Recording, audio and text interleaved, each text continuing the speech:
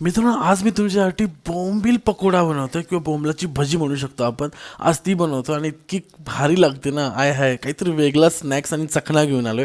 तर रेसिपी एकदम इझी आहे. सुरुवातीला हे बोंबीलने याचा काटा काढून घेतला मिडलचा आणि त्याला पूर्ण एकदम छोटे छोटे पीसमध्ये कट केले आणि त्याच्यानंतर त्याच्यामध्ये अद्रक लसूणची पेस्ट, कोथिंबीर, चॉप केलेला कांदा, बेसन टाकतोय. त्यानंतर टाकणं याच्यामध्ये तांदळाचं पीठ थोडंसं आणि थोडंसं कॉर्नफ्लॉवर कडक करण्यासाठी.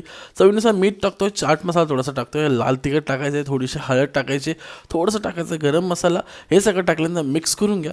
थोडं थोडं पाणी ॲड करून पूर्ण मिक्स करून घ्या आणि आपल्याला जशी कांदा भजी असते आपली त्या टाईपचं पूर्ण असं हे करून घ्यायचं, बॅटर तयार करायचं. जास्ती पातळ नाही करायचं, हलक्या हाताने करून घ्यायचं मिक्स. त्यानंतर गरम तेलामध्ये याला पूर्ण फ्राय करून घ्यायचं जसं आपण भजी फ्राय करतो. आणि इतके मजेदार हे पकोडे बनतात, मी लिटरली सांगतोय. मी खाऊन याची व्हिडिओ बनवतो, त्यामुळे मला याचा आनंद खूप झालेला आहे. सो एक नंबर अशी रेसिपी आहे, नक्की ट्राय करा. जर तुम्ही मस्त बसलाय काहीतरी खायचं आहे आणि पावसाळ्यात तर खरं मजा यायला नाही, कारण का एक नंबर ही रेसिपी आणि मजा. मला पहिले डाऊट होता कसं होईल ना कसं नाही, पण एकदम भारी झालेलं आहे, इझी बनलेलं आहे. काही डाऊट असेल काही असेल तर कमेंट करा आणि एकदा नक्की ट्राय करून बघा ही